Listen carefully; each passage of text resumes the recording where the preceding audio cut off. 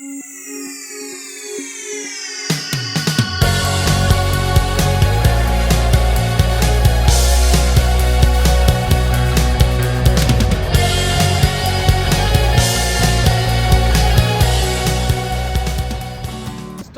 MBA, I bring to you a person whom I met professionally but is a very good friend of mine. Roland, who is the head for Asia for Munich Re here. He brings in such variety of experience. I thought, let's hear from him. You know what? He insured crop, or reinsured crop in India, and then one day I see his photograph sitting behind a motorcycle in a remote village, slush with mud, and which had a lot of snakes around. And I called him and asked him, Roland, why do you do this? He says, why, Tapan? I reinsured. I should understand what business am I writing. Who does that?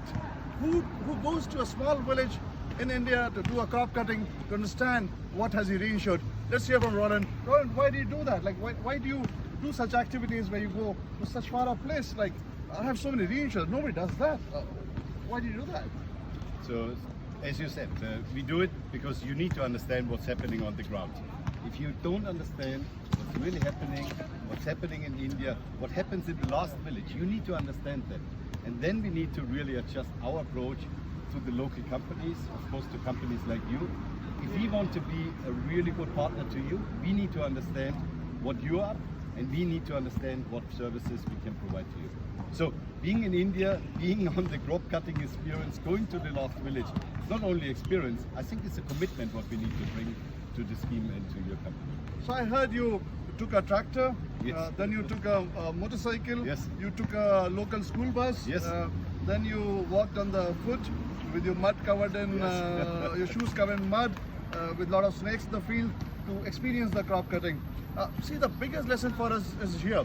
You be the CEO of Asia Pacific of a big unit, still to understand business, you better be the root mind. I see a lot of leaders missing this.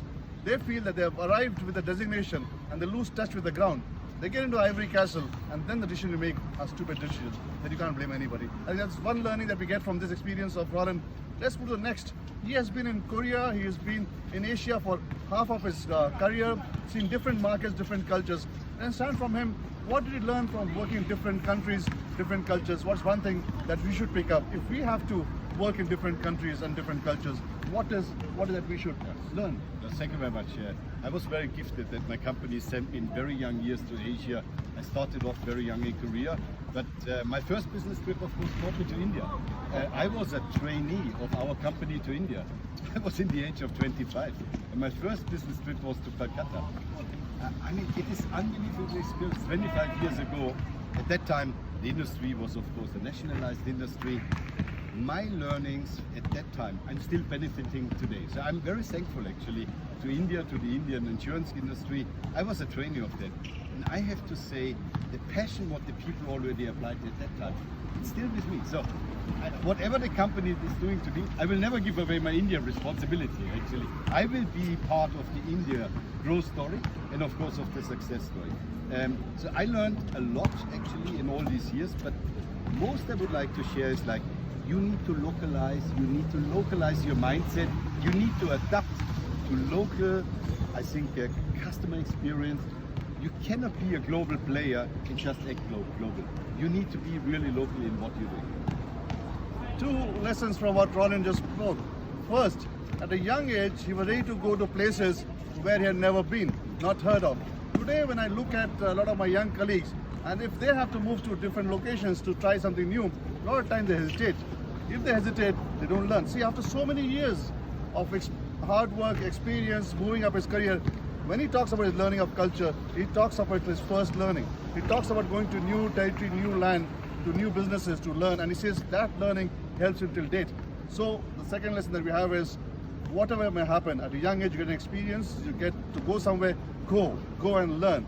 That's the best thing. And third thing what he says is, wherever you go, adopt to that. Be one among where you are. Don't try to be in a different space and try to say that you understand everything. It doesn't work. So I think one reason for his success of different countries, different culture has been he's adopted to that and become one among the place he has been to deliver what he feels is world class in that market. I think that is good. But if we see Roland, we normally see him as a successful businessman, as a successful person who has been in different markets. But let's talk of his failures. Let's talk of his biggest failure in business that he did, and let's see what we can learn from there. Can you talk of one big failure of yours, Roland, which really shocked you? And Yeah. So there was a remarkable failure, and I mean, let's be honest. You cannot live insurance or reinsurance life for 30, 35 years without failure. There is this one bump. Just make sure it's not too fatal. So I had this failure. We did a big acquisition there.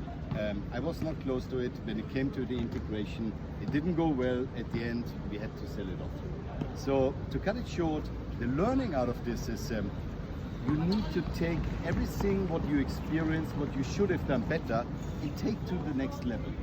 I hope that everyone who goes through such an experience is gifted to be surrounded by bosses who give you a next chance, so that's important. And once you have this next chance, I strongly believe you emerge as a stronger leader, as a better leader. All of us, all along in our career, we need to have failures in order to be better leaders. But there's this one thing, you need to learn from these failures. And not only learn, pass it on to your team, share it, be open to it, don't hide back. it's so interesting. Failing is fine. I think we have heard this before. Learning from failing is critical. But what we hear new today is be open about it. Talk to people who are close to you. Talk to your team members and tell them how you failed. Own it. Tell them why you failed. Own that. Tell them you're learning from failure. So as a team, you don't repeat the same mistakes. It's not about you individually. You become stronger if you're able to overcome it, if you have the conviction and you have the spirit to really bounce back. But what Roland is talking about, how does he make his team stronger from his failures? I think that is the learning here. Failing is fine. Learning is fine, but how do you integrate your team and make them stand and be open about your failures and talk about it so that we all learn from it. So interesting to talk to Roland. So many learnings we had about how to adapt to a culture, how to start early in the market, how to have that spirit to succeed, how to make failure a discussion point among team members so that we don't fail again. Always a pleasure speaking to Roland. Thank you, Roland, for coming on the show. It was a pleasure having you here. Thank you so much. Thank you for having me.